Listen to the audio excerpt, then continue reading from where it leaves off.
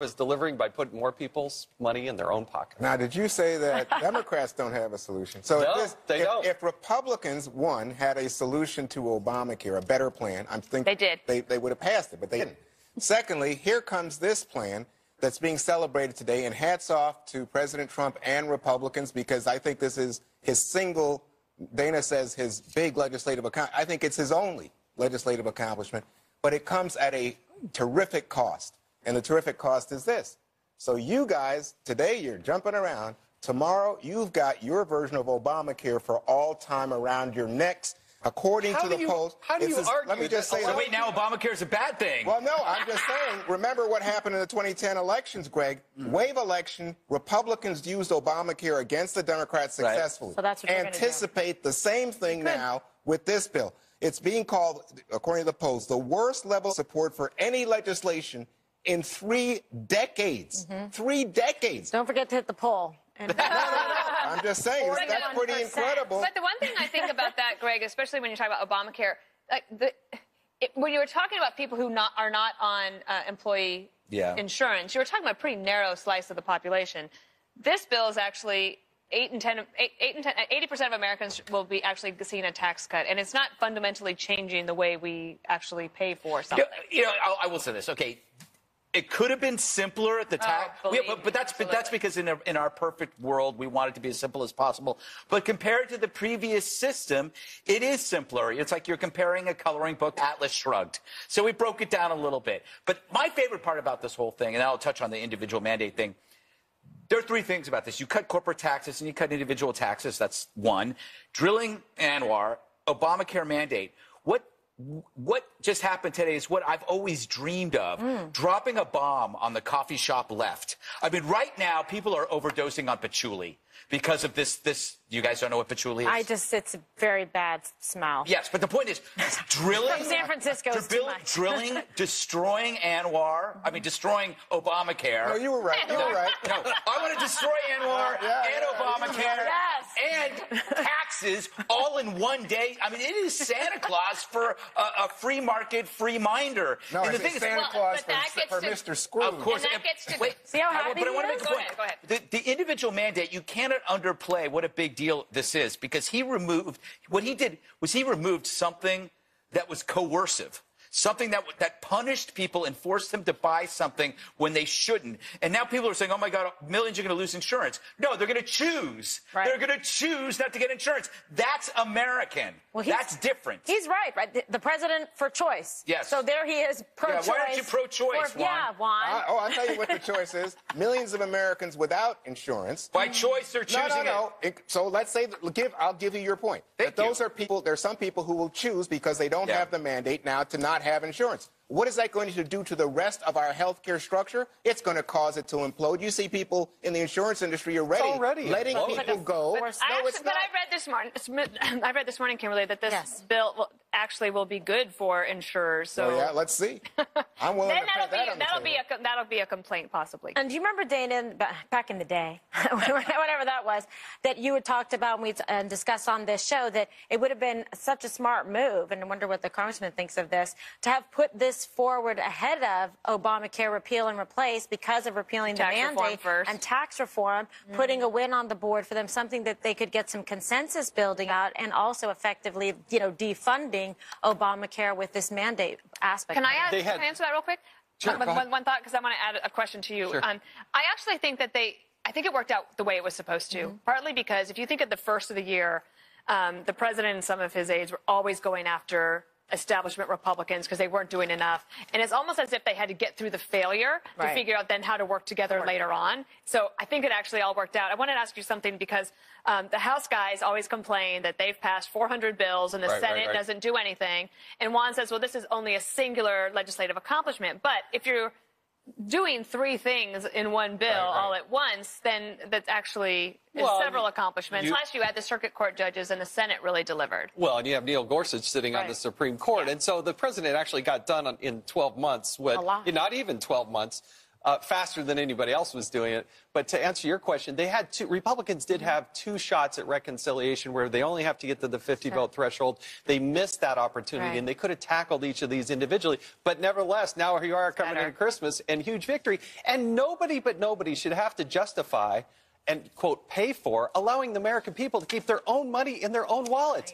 The fundamental problem that the Democrats is they sold Obamacare on a lie. Keep your doctors, save $2,500. That turned out to not be true. When you tell an American people you're going to get to keep your own money, that's actually what's going to happen, and that will make a fundamental difference. Well, to me, there's so many indications now that Republicans, even on this day of celebration, are setting themselves up for, I guess, what some people would call a tidal wave election. I think it's going to be 2018, a tsunami. What we see now in the Wall Street Journal poll is that Democrats have an 11-point preference in terms of who controls Congress. But the most stunning number out of the Wall Street Journal this morning, it's now the case that Democrats are seen by the American people as better able to handle the economy than Republicans. That's how damaging this bill is. You know, I guess it really has been a bad year for Trump when you think about this tax bill and you think about the judges and you think about the new energy policy and you think about ISIS deregulation. Imagine what a good year would be. I mean, I don't know if we can handle a good year. If this is a bad year for Trump, a good year, we might all have heart attacks. Tired of winning. This is a consequential phenomenon, his presidency. I think for the sanity of people like Rosie O'Donnell, before they completely implode and end up being incarcerated against their will, you have to admit that this is an effective consequential phenomenon. If this is an effective presidency, even if you don't like it, you have to admit, or else you're going to go crazy. But I also have to think that it's an effective presidency because you had cooperative Republicans on the House and Senate side. If you think of Obama's first year, so he had the majorities, Democrats in both the House and the Senate, and they were able to do his signature achievement, which was Obamacare, which ended up becoming the albatross around their neck. I don't think tax reform is going to be that way for Republicans. But let me ask you, what do you mean by effective? Do you think this is good? Oh, yes. Yes. I don't see, when you say effective, I think the reason, what drove this was Republicans saying, oh my gosh, I think Lindsey Graham said this explicitly, if we don't have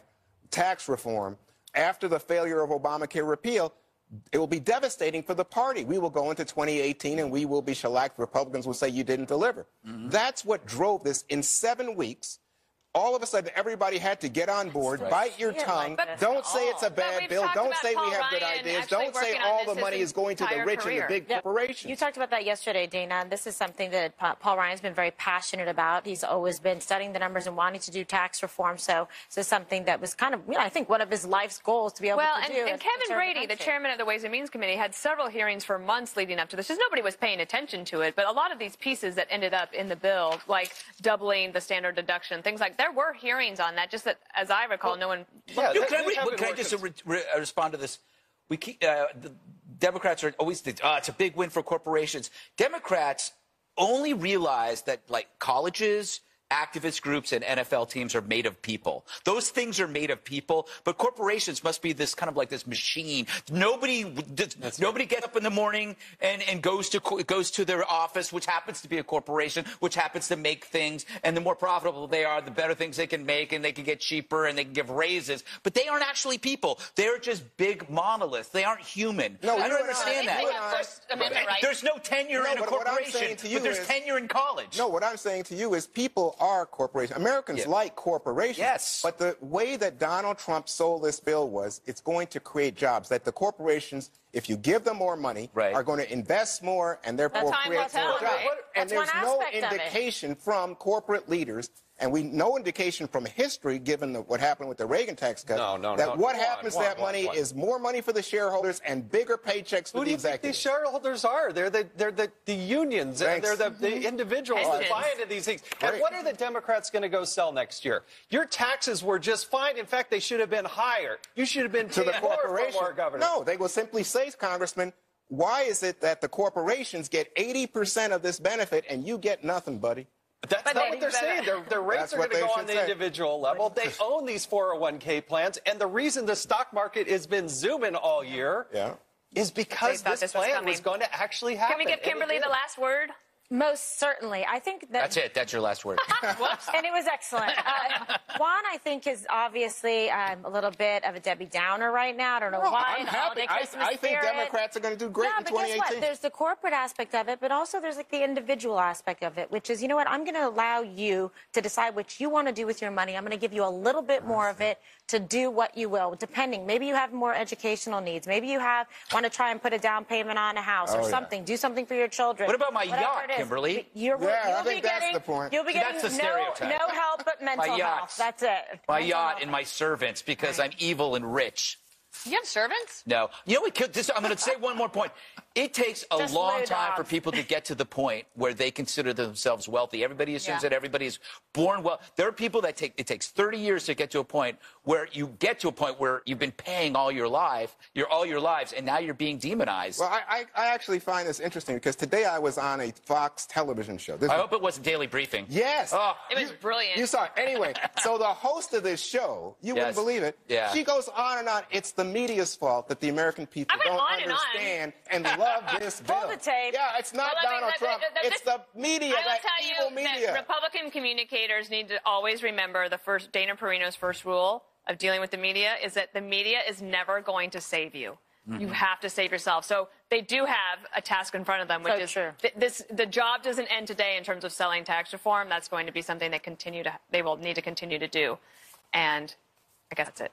I got the last word. You defended yourself. You're going on and on. All right, coming up, Nikki Haley puts the UN on notice and gets big praise from the president. See what that's all about next. Baby, let's turn off the lights. 'Cause, girl, there's just not enough love in the world. So we should make a little, generate a little, maybe even make the world a better place a little. Yes. So the UN is considering a resolution concerning President Trump's recent decision to move our embassy in Israel to Jerusalem. Upon hearing this, the Trump administration has decided to cancel the move. I kid. UN Ambassador Nikki Haley tweeted this. At the UN, we're always asked to do more and give more. So when we make a decision at the will of the American people about where to locate our embassy, we don't expect those we've helped to target us. On Thursday, there'll be a vote criticizing our choice. The U.S. will be taking names. Love it. Taking names. You got to love that. It's politics meets The Godfather. I'm shaking. So Haley shows us what American foreign policy looks like with the spine. For so long, we've endured a relationship with the UN that verges on spousal abuse. No matter what we do, save lives, help those in need, try to pull violent countries out of their own deadly chaos, the UN then kicks us in the teeth. It's nice to see Haley hit first and hard to counter the coming petulant whine, and whine they will. After all, it's our embassy, not theirs, so shut up, you ungrateful brats. And I hope we do take names and make these double-parking dipwads pay. They're always double parking. So the good news for America, there isn't just a new sheriff in town, but a new contagious sentiment. One that mixes no BS bluntness with a disgust for what went on in the past. The new boss is definitely not the old boss, and now the UN must deal with it, not the other way around. Amen. Thanks, Greg. You're welcome. Hey, so this is a letter. I think we just upped. It's Haley's letter to delegations. See that? Yeah, very good. Shall I read the first sentence? Sure, I'll take it. Okay. As you consider your vote, this is my favorite sentence. As you consider your vote, I want you to know that the president and the United States takes this vote personally. This is like an action hero memo. Now it's personal. I don't know. Yeah, I like to separate the politics from the personal, but she's making a strong case there. Yes. I saw somebody anonymously say from another country that her letter only served to unite them more. But the thing that's interesting is that as soon as President Trump made the announcement that he was going to seek to move the embassy from Tel Aviv to Jerusalem, remember there was going to be this parade of horribles and all these terrible things were going to happen, and pretty much has fizzled. And even if they use it as an excuse to riot or to commit acts of terror and try to blame it on that. Yeah. But they've been doing that. Yeah, it's hard to distinguish one day of rage from all the other ones. Well, it was cold weather that night, and so they didn't want to go out and protest that night. That's how heartfelt it was. Look, if you go to Israel, you actually, in Tel Aviv, you see the embassy, but then you go to Jerusalem and we have a consulate, and then we have 2 people. So we already have a physical facility there. It's a reflection of reality, and it's actually been the U.S. policy for decades. Yeah. And the candidness in which President Trump is projecting this, and Nikki Haley is communicating this, is something that Americans have felt like for a long, long time. Yep. It is not a brand new position, and it is the right reflective position. She reminds me of Jean Kirkpatrick. Remember her? Yeah, she was great. You know, Juan, when Nikki Haley becomes the first female president in 2024, will you see this as the pivotal moment that pushed her to the forefront? Oh, it could be. Because right now, because what we Hillary's know now is home weeping. the current president likes bully language that you might say is analogous to, you know, the mob and the Godfather, I think was what you said. I was going to go with Goodfellas, then I went with the Godfather. Yeah, but I must say it does resonate, that kind of language, you know, I'm taking names, I'm counting numbers. I mean, come Dirty on. Harry, Magna Look, Force. you know what you had here? A UN Security Council vote. 14 of 15 countries voted to say this is wrong. They didn't like it. And then you have Haley saying, hey, what about our friends, people we give money to? Britain, France, oh, they're voting for. What about Putin? Even Putin is saying this is nuts. Even Putin. And you know what? You said, oh, this is American policy. How come President Bush didn't do it? How come President Obama didn't do it? How come President Clinton didn't do it? How come the first President Bush didn't do it? We can answer that, but we can't say it on television. So basically, they voted against the United States, then they got in their car and double parked in front of their escort service. Well, I just think the key here is, are we going to be able to, down the road, broker what no one has been able to do, but try to bring some peace to the middle. That's the goal here. It's not to just show off and do chest thumping. The previous tone has not worked, Kimberly. I like this new tone. I totally agree. I think that's enough already. And we know what? We're tired of getting ripped off. Whether it is that, Paris Climate Change Accord, we got to get rid of that. Okay, now, in terms of these countries that are all always putting their tin cup out for the United States to give them money and billions in aid, I'm with the President of the United States and with Nikki Haley. Cut them off. Can I? We do that, though, for other diplomatic reasons to give them money. Yeah. Part of it is stability in other regions. Do we have time to show that Trump tape of him talking exactly what you're saying? Or are we out of time? Go. Let's do this. This is funny. I like the message that Nikki sent yesterday at the United Nations for all of these nations that take our money and then they vote against us at the Security Council, or they vote against us potentially at the Assembly. They take hundreds of millions of dollars and even billions of dollars, and then they vote against us. Well, we're watching those votes. Let them vote against us. We'll save a lot. We don't care. But this isn't like it used to be, where they could vote against you and then you pay them hundreds of millions of dollars and nobody knows what they're doing. He's just like your He's like your uncle at Thanksgiving. We don't care. They don't do anything for us. He's a businessman. The point is, there is no incentive for them to try to go with the United States and show some solidarity and support for something that shouldn't be that difficult for them to wrap their head around. So instead, we keep rewarding bad behavior and complete disrespect with more money. Why do we do that? Why do we do it? You know what, though? Wasn't it just last weekend Nikki Haley was in trouble with Don Corleone when she said the women should be heard who have something to say about him? Oh, but now Nikki's popular. No, that's the way it works. It runs hot and cold. That's the beauty of the most transparent administration in history. You know when people are in trouble and when people do well. Why would you complain about that? You know what? I'm tired of this segment. Hillary Clinton is not feeling the love this holiday season. The latest bad news for the Democratic loser when we return. Oh, God.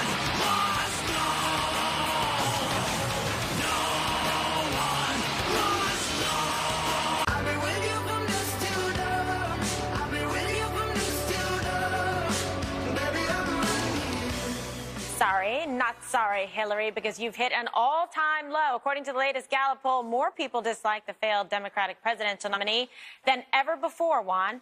The survey says Clinton's favorability, you love the polls, right? It has plummeted to a new low of 36%, while her unfavorable rating is at a new high of 61%. Juan, I guess America doesn't want more of Hillary Clinton. She's been all over, essentially working harder than when she campaigned, with her book tour, making comments, giving some of her thoughts, opinions on all of the different movements and what's been going on, and it hasn't actually benefited her. Oh, is that why she has a bestseller? Okay, well, she might have some more money in the pocket, but Clintons have never had problems putting money in their pockets.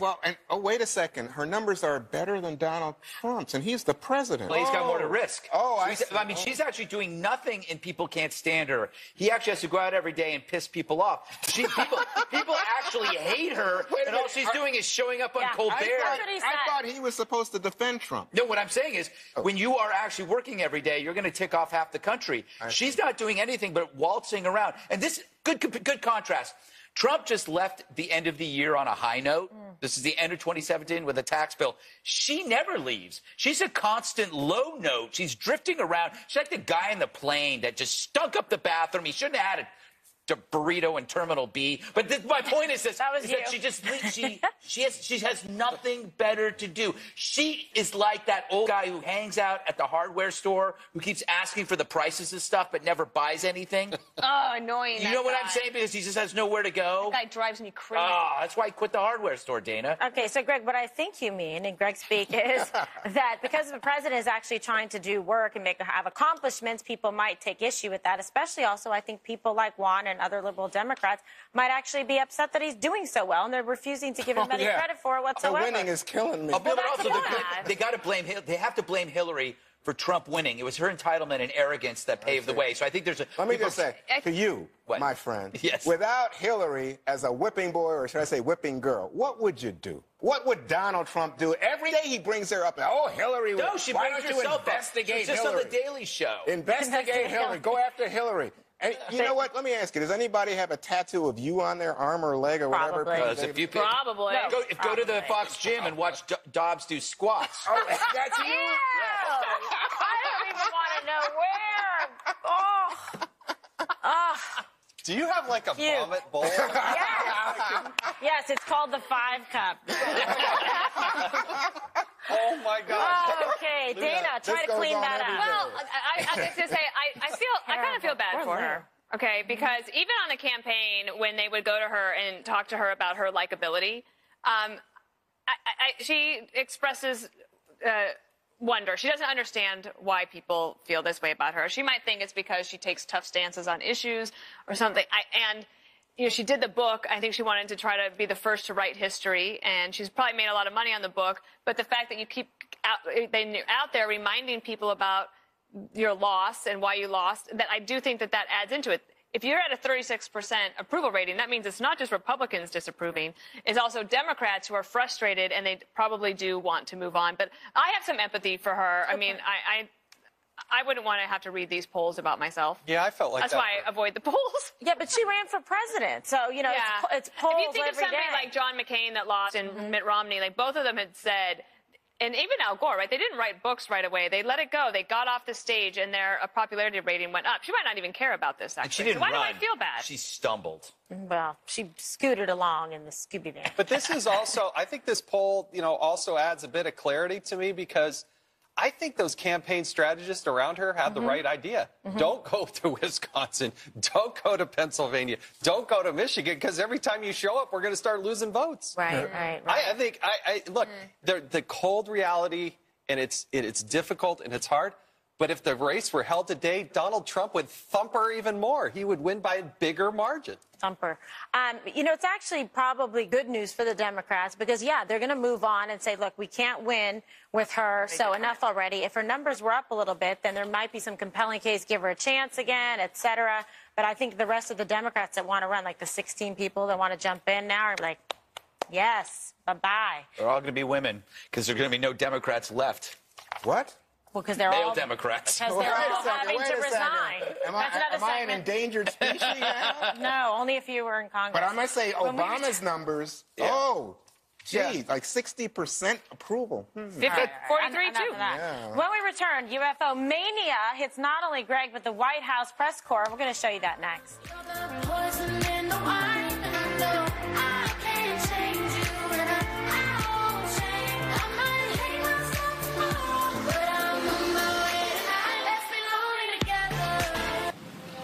We don't talk anymore. We don't talk anymore. We don't talk anymore like we used to do. Seems like no one can get enough of the Pentagon's secret UFO program, including our press corps. check out this moment as White House Press Secretary Sarah Sanders gets a question about President Trump and aliens. Sarah, I actually want to ask about UFOs. Several media reports this week disclosed that. Sorry.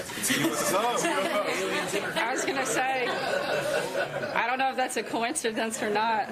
I feel like I already want to pass on this question, given that you've got aliens sitting among you. Several media reports disclosed the existence of a secret Pentagon program that was researching UFOs. Funding ran out for that in 2012. Does the president believe in the existence of UFOs, and would he be interested in restoring funding for that program? Somehow that question hasn't come up in our back and forth over the last couple days, but I will check into that and be happy to circle back. I love her. So in case you didn't get that, so Jordan Fabian, who's the reporter for The Hill that was asking the question, as he's asking the question, his Alexa or whatever goes off and says something that's not quite comprehensible, but the idea is, hey, what's that? And of course, that's what Sarah Sanders responded to by saying, apparently there are aliens among us. But we have a congressman, a former congressman among us, so you must have some inside dirt. Tell us, are there aliens? Yeah, did you know about the secret program?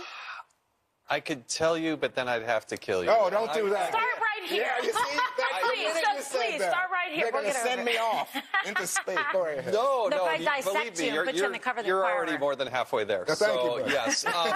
But no, I've never heard of this. But, you know, you watch these Air Force videos that are showing up. These are trained Air Force pilots. They're flying things like F-16s, and I don't know what that is in that video. I do. He had a fly in the cockpit. Take a look. He had a fly in the cockpit. He's moving around, but the fly is just kind of like standing. It's inside the cockpit. Well, let's look at a piece of tape from the man who was running this secret program, at the Pentagon. Here's what he had to say. These aircraft, we'll call them aircraft, are displaying characteristics that are not currently within the U.S. inventory nor in any foreign inventory that we are aware of. My personal belief is that there is very compelling evidence that we may not be alone. Yeah. Wow, Kimberly, we are not alone. You know, this has been, I guess, getting a lot of news coverage with, increasing frequency. I'm sure we're going to know fairly soon a lot more, especially with President Trump, because he believes in transparency and putting these things out there. And he's going to have to make a determination if it's going to affect any national security interests and whatnot. But it's something, people are curious about it. People have always asked about it. So I wouldn't be surprised. Kimberly, tell us, are we alone? Well, I'm a Westworld robot, but not from outer space. What about Kimberly to abort immediately? Abort immediately. Sorry. I have to leave now. Fire up my space. Dana, what do you think? Well, I think that the New York Times breaking this story over the weekend was quite a coup for them journalistically. The fact that this was a secret program part of the Defense Intelligence Agency. I don't know. I don't care about space. I'm sorry to say that. I don't. What? I know that you should. I don't care. I don't like space movies. I liked Pigs in Space. And I liked when they would do that. That's not Pigs in Space on the Muppets. Do you know? That's not real. Yeah, I don't really have a curiosity about it, though. I remember we went to Roswell, New Mexico sometime during the Bush presidency, and I asked him on the way there, not because the press was asking me, but I asked him, have you ever asked to have the Roswell files brought to the Oval Office so that you could find out what really happened? But he wouldn't tell me. He wouldn't tell you? No, he didn't even tell me. This is crazy. Do you like Star Wars? Nope. Oh, my gosh. Not Star Trek? Greg, help us out. That's not really either. I prefer Star Wars to Star Trek. I'm against all war, including Star Wars. You like Star Wars, Allison. They already came. Okay, we have to figure this out. Okay, why haven't we heard from aliens? We've talked about this. They already came. Aliens already came and actually created Earth. The reason why we're here is because of aliens.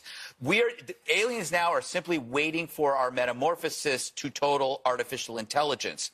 All the other planets, the reason why you don't see any life out there is that they began like Earth and then metamorphosized into artificial intelligence over I don't know how many years. We're only in the kind of preliminary stages. We're essentially the caterpillar, and we're waiting to become the butterfly, which is artificial intelligence. Once AI on Earth becomes self-aware and eliminates us in human form, we will be welcomed into the fold as AI, and then we will become equally silent in the universe the way all the other planets But are. butterflies only live for 24 a whole lot hours. of crazy. Well, that was a metaphor. My goodness. No, it's like that show Men in Black, which I love. I mean, it's the only way you can explain Cher and Rosie O'Donnell. It's the only way to explain it. Now they're going to get after you. Check your Twitter. Oh, they've already been All after me right, for coming a long up. time. Coming up, this is going to be fun. The top phrases in Marist Poll's most annoying words of 2017. And does not include guess what? Sorry, Gregory. Yeah. We'll reveal the list and have some fun next.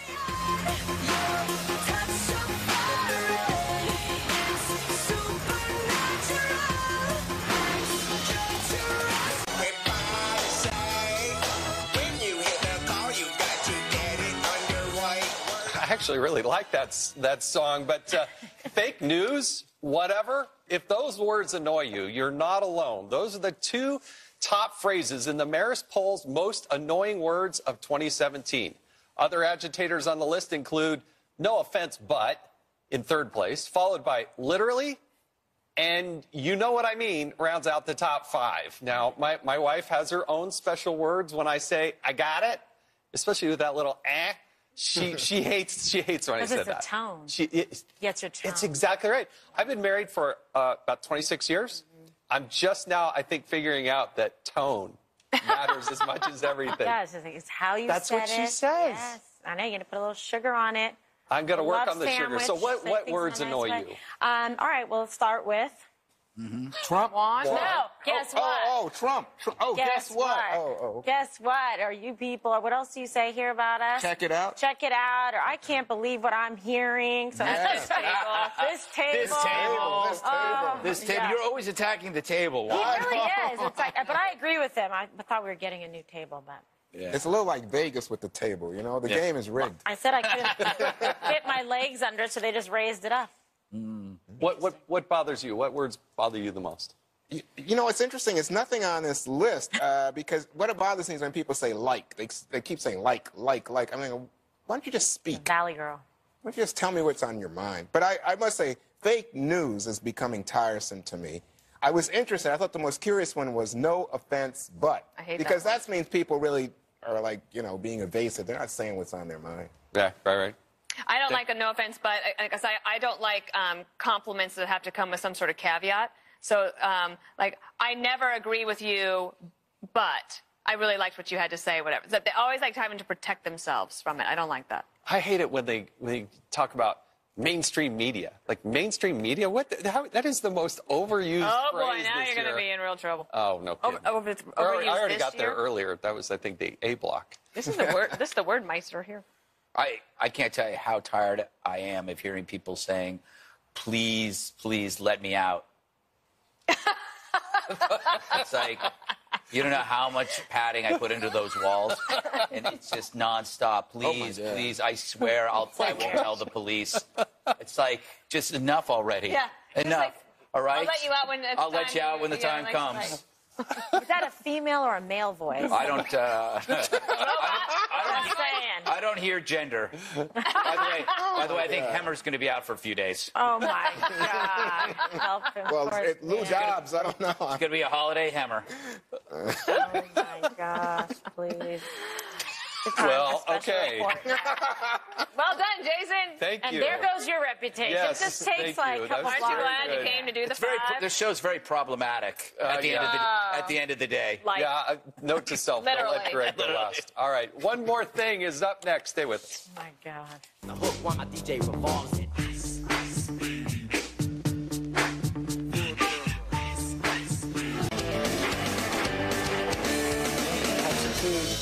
It's time now for one more thing. I'm going to go first. We had a fun little get-together last night of the five. Not everybody could make it. Greg was working. Kimberly stopped by, but she had to work too, and the crew was working. Yeah. But the ones that came, it was really fun. Let's see. There's Jesse. Let's see. We had a little boomerang. There's Kimberly. We caught her in her coat before she left because she had to host for Hannity. And are you hosting Hannity tonight too? I am not. No. Oh, okay. So you might see her out on town tonight then. Then we had a group shot. We already went through the group shot. And there's Jesse and Juan, naughty and nice. It was very fun, and we thank all the producers and everyone that works behind the scenes for making this show